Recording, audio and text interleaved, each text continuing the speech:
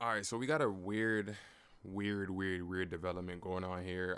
For some odd reason, Alexander Volkanovski is still the number one pound for pound fighter in the world, coming off of a loss. It's just so funny to me how the rules are constantly just like played with, depending on who's favored, and for some odd reason, they're trying to make it seem like, are we crediting Volkanovski? All right, if we're gonna have Volkanovski be number one pound for pound fighter, right? Why is Colby Covington not in the pound for pound rankings, right? Why is he not there? He almost beat Kamaru Usman, right? He had razor thin fights with Kamaru Usman, right? So why is he not in the pound for pound rankings? Please tell me why, right? Oh, how many times have they said it? If Usman wasn't around, Colby Covington would be the champion, right? So why is Colby Covington not in the pound for pound rankings? Islam Makhachev just beat not only number one, but number three at the time, which was Charles Oliveira. He beat him in October. Then he went on to beat Alexander Volkanovski. That's back to back. The only guy in UFC history to beat two guys, number one and number three in the pound for pound rankings within the span of 4 months. And you're telling me that Islam has not earned his right to be the number one pound for pound fighter when even that's what the UFC was advertising this as, number one versus number two pound for pound for the number one spot to see who's the best.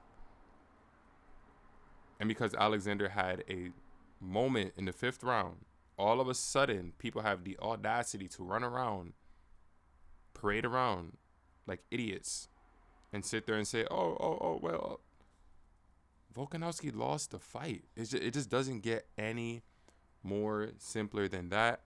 So it's really hard for me to understand what the hell is really truthfully going on in the MMA world right now. It's very, very sad and sickening to see because, like I said before in the other video, when Paddy Pimblett got that robbery victory against Jared Gordon, those victories, those are type of victories that are clear-cut robberies, right?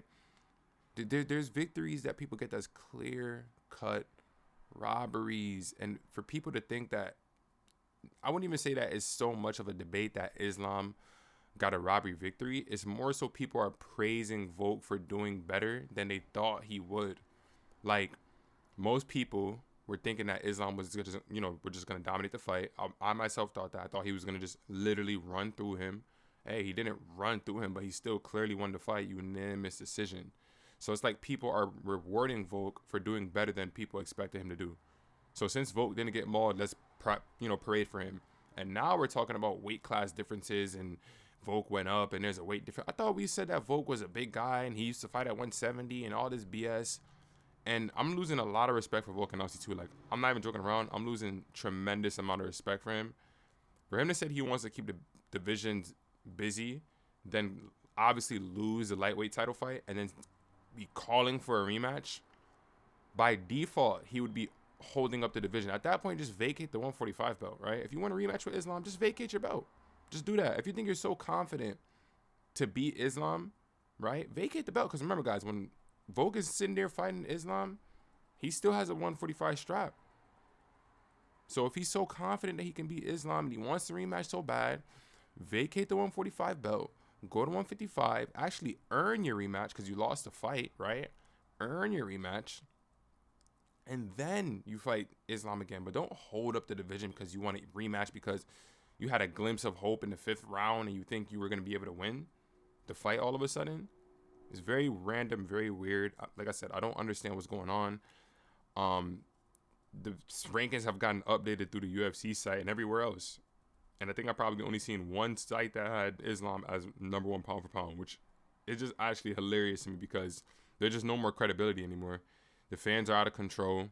There's no stability in terms of the rankings. The rankings is not even serious because if we're talking about who's really the number one pound for pound fighter, it's really John Jones. And he's sitting at number 10 right now. So the rankings are a joke.